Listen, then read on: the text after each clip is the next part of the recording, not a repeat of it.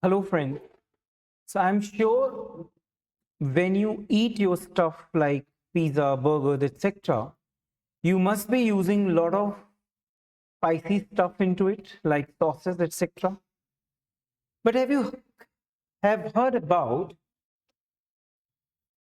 sauce known as sriracha sauce? Now, this is a very distinct sauce coming from the Sriracha town in Thailand.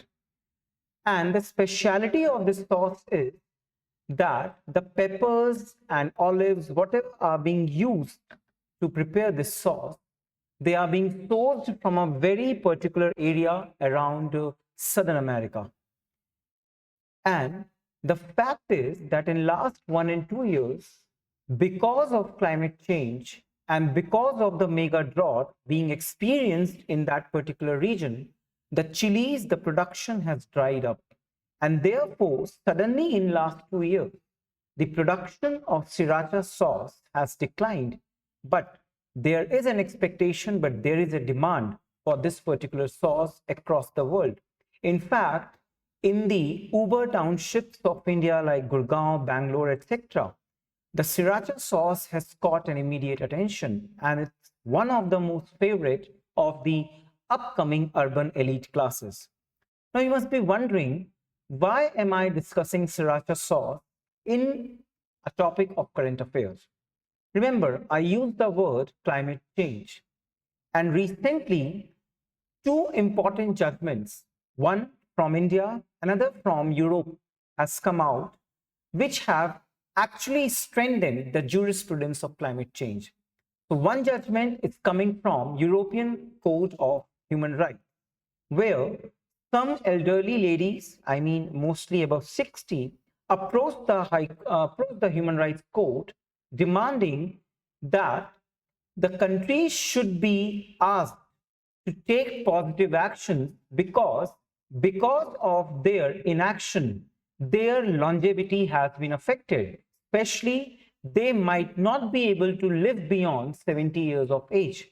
Now, this is one important judgment coming from European Court of Human Rights. But apart from that, something very strange has also happened in India also. So the Honorable Supreme Court of India, in a recent judgment, a three-judge bench, and the name of the judgment is MK Ranjitsinh versus Union of India. MK Ranjitsinh versus Union of India has tried to give right to be free from adverse effects of climate change as a distinct right. Okay.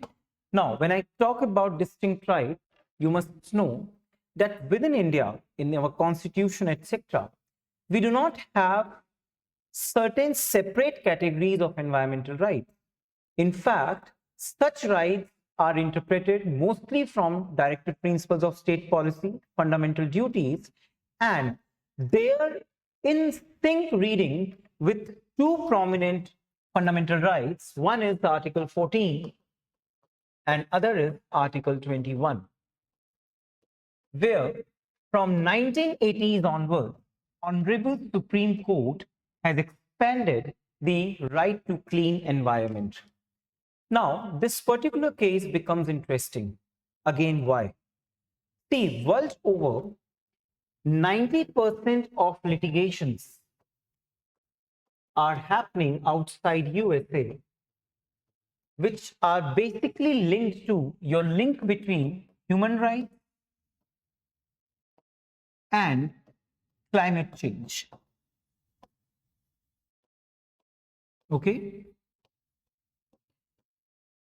Where, as I gave you the example of these elderly ladies who asked that the government of Switzerland was not able to enforce their right to longevity because climate effect was adversely affecting their right to long life. But what has happened in India is that the arguments have taken a reverse direction. While in West, citizens are approaching courts, asking courts that states should oblige, they should go for their positive obligations. But in this particular case, the three ministries of India, they approached Honorable Supreme Court to reverse their 2021 directive, whereby the Supreme Court actually restrained the government from coming up with kind of infrastructure such as high power tension lines, etc., in certain areas of certain states like Gujarat, Rajasthan, where we find Great Indian Bustard, GIB, Great Indian Bustard. Okay, so the government wanted to go for restructuring the electricity infrastructure, etc., within the regions where Great Indian Bustards are still found. But the Supreme Court gave directive that you have to make everything underground. Okay, you have to install every power installation, everything underground. You can't do anything up above the ground. But this particular region in Gujarat, etc., is also very productive for harvesting wind and solar energy.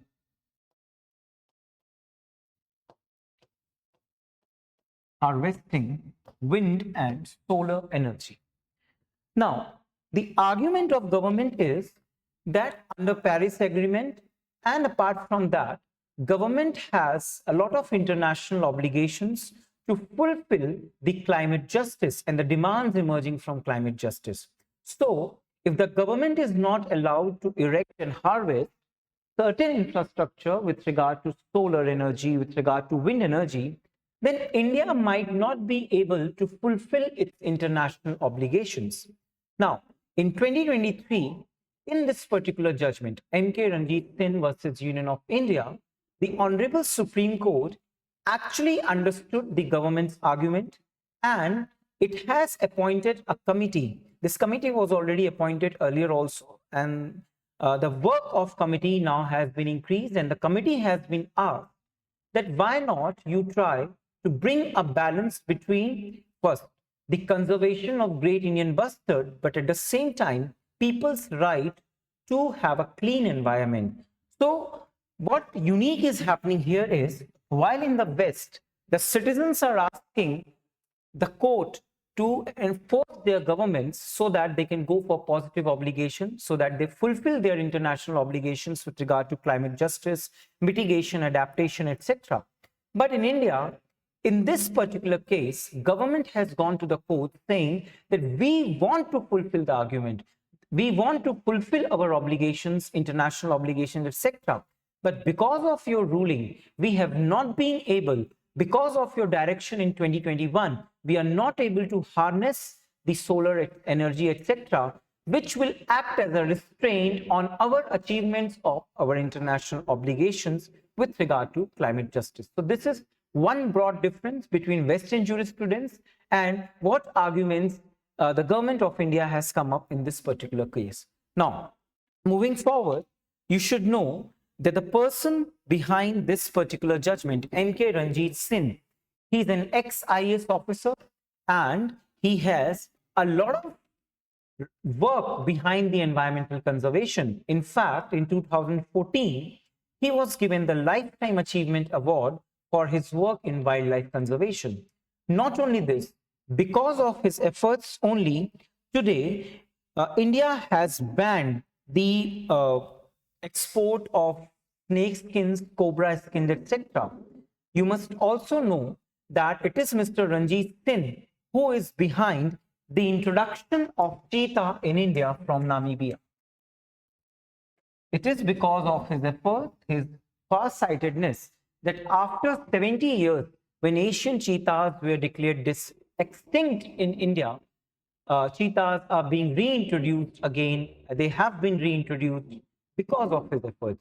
So Mr. Ranjitsinh is a person behind this particular judgment, where he wanted that Great Indian Bustard should be conserved in situ, and government should not come up with these heavy infrastructures, power lines, etc., which have reportedly adverse effect on the lives of Great Indian Bustard. Having said that, we should also know that this particular judgment is one of the evolution of climate jurisprudence within India. How come? To start with, we know that around 1980s, the Honorable Supreme Court started linking Article 48A,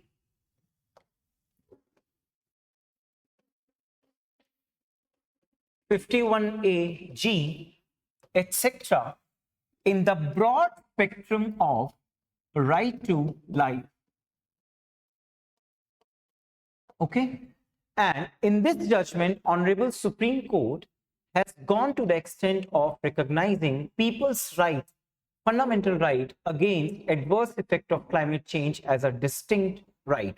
Now, some other judgments with regard to environmental jurisprudence are, first, we have MC Mehta versus Kamalnath. This judgment came in 2000, where Honorable Supreme Court actually brought about the right to clean environment under Article 21. Apart from this, again in Virender Gaur versus State of Haryana, Virender Gaur versus State of Haryana, 1995, Honorable Court talked about the state's obligation to ensure that citizens enjoy the clean environment. Now, Honorable Supreme Court in MS Ranjitsinh judgment understood that in India today there are multiple legislations such as Water Prevention and Control of Pollution Act, Air Prevention and Control of Pollution Act, Wildlife Protection Act. Also, recently, the Government of India has come up with Electricity Rules 2022, where government can incentivize green energy, etc. But although despite having so many legislations with regard to environment, in India, there is not one single mother legislation with or an umbrella legislation which relates to climate change and related problems.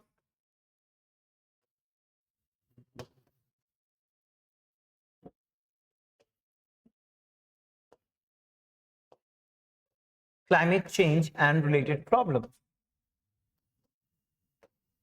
Okay, so by recognizing this as a distinct right, Supreme Court is signaling not only to Parliament but to citizens also that now they have a remedy against adverse effects of climate change. But it must be noted that in India, the translation or expansion of rights and the jurisprudence of rights does not automatically lead to its implementation. Why?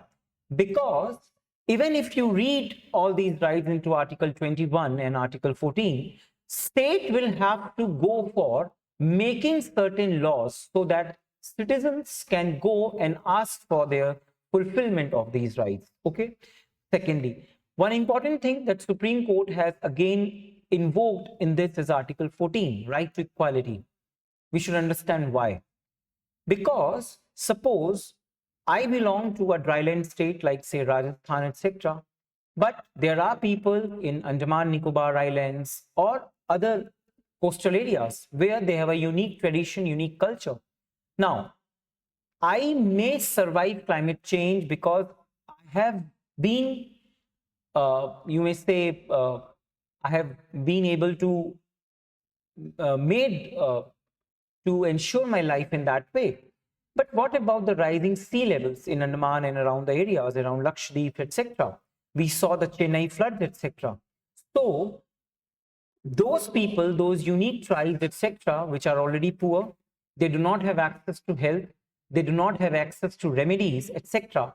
They are adversely affected. In fact, they are more affected than the mainland citizens of India or from the people who are already in the developed part of the countries. So with this judgment, Supreme Court is invoking right to equality, which is under Article 14, to bring forth a point that the adverse effect of climate change, although may be felt across India, but at the same time, it might have more adverse effects on distinct communities, which have a unique culture, unique tradition, unique way of life, and their lifestyle may not survive, their tradition may not survive because of the adverse effects of climate change. It must be noted again that these kind of community rights or rights belonging to indigenous communities generally are regarded as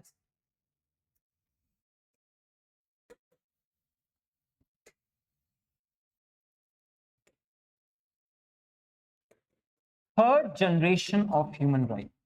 Okay, we also call them solidarity rights. We also call them solidarity rights. Now, with this particular judgment, Honorable Supreme Court is following the footsteps of the courts around the world, where there has been an increasing linkage between international human rights law vis-a-vis climate change. And as I already told you, that world over, 90% litigations outside USA are based upon the linkage between the two.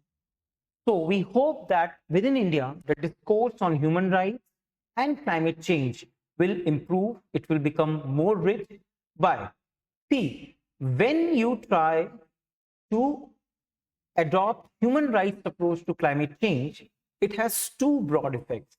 First, when you say that the change in environment is affecting your basic human rights, you are ensuring that people have right to life, right to health, right to sanitation, etc., etc. But there's a linkage in the opposite direction as well. When you try to understand climate change, or when you try to know about climate change from the lens of human rights, you ensure that people get proper information, apt information with regard to what is happening in the domain of climate change. States are obliged to maintain a data set. States are obliged to do proper research. States are obliged to give or disclose proper information with regard to climate changes happening within their territories. For example, every now and then there comes the IPCC reports. They are based on what? They are an outcome where various scientific communities, various state governments are obliged to maintain certain data sets, which is then analyzed by the IPCC to come out with the report, assessment report, which tells you the future trajectory of the climate change, or the what are the immediate effects of the climate change, etc. Okay, so human rights and climate change has a bidirectional linkage. On one side, when you see climate change from the lens of human rights, you ensure people have right to life, people have right to equality, right to sanitation, right to health, etc. But on the other side, when you try to bring in the human rights element into climate change, you also ensure that people are abreast of the information, people are abreast, people know that climate change is not a hoax, rather climate change is happening immediately here and now. Okay, now moving forward, we should also know that world over, when we are trying to link international human rights law and climate change, certain sections or certain reports have come in very handy. For example, the United Nations, through its various reports, and especially United Nations Human Rights Council, in 2014, actually prepared a report which became the basis for the preamble of Paris Agreement. Okay, and the preamble of Paris Agreement brings out a clear linkage between climate change and human rights law. Okay, so with this we can understand that how this particular judgment in MK Ranjitsinh, the Supreme Court will definitely create a positive environment for expansion of human rights jurisprudence within India. Okay, and at the same time, there's one thing known as trickle up effect. Trickle up effect.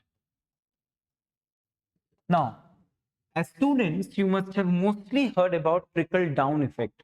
Trickle down effect is an economic concept where we understand that economic activities happening at the macro level will definitely filter and go down to each and everybody. Each and everybody would see the positive externalities of expanding economic activities. That is trickle down effect. But when I say trickle up effect, what is trickle up effect?